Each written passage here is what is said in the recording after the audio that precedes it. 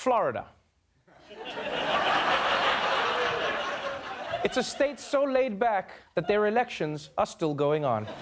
Florida's Secretary of State has ordered recounts in both the gubernatorial and U.S. Senate races after both unofficial results fell within the margin that triggers a recount by law. In the governor's race, Republican DeSantis has a shrinking lead over Democrat Andrew Gillum. Andrew Gillum has rescinded his concession, which he made on election night. I am replacing my words of concession with an uncompromised and unapologetic call that we count every single vote. Okay,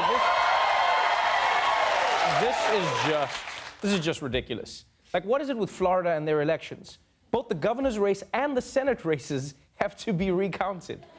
And if the recount can't find a winner, then of course under American law, the Russians decide the winner. That's how it works. And now, because more votes are coming in, Andrew Gillum has done the right thing. But you have to admit, unconceding is a pretty strange idea, right? It's almost like someone taps out in an MMA fight, and then 3 weeks later just pops out in the parking lot like, I unconcede, I unconcede.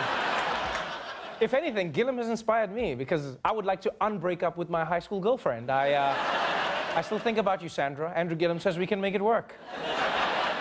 By the way, wherever she is right now, I bet Hillary's like, can anyone unconcede? Moving on. Former First Lady Michelle Obama is back in the news. Back in the news. And she's promoting her new book. And in interviews, she's throwing more shade than an Amazon rainforest.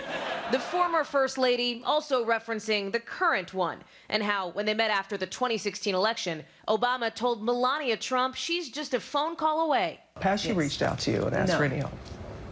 No, she hasn't.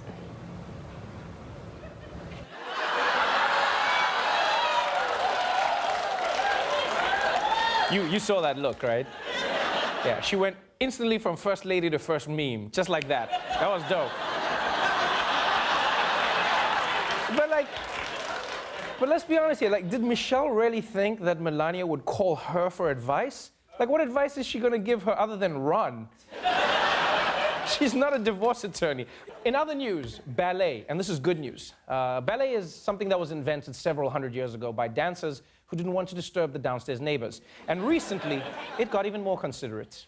Nearly 200 years after the invention of point ballet shoes, one of the world's oldest dance shoe manufacturers is becoming more diverse. Britain's oldest manufacturer of point shoes, Freed of London, is not only selling the traditional pink slipper. In October, they introduced two new styles, brown and bronze, for dancers of color.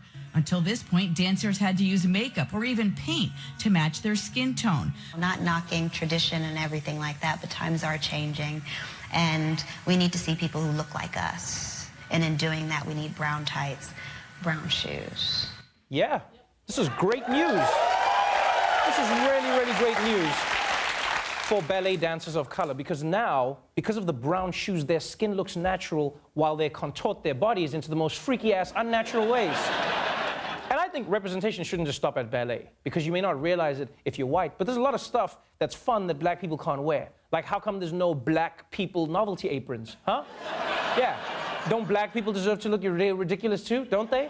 And what about condoms? It's about time we start getting brown skin-colored condoms. Yeah. I don't want to clash when I smash. Why are you judging me? I think my penis looks like it's got vitiligo.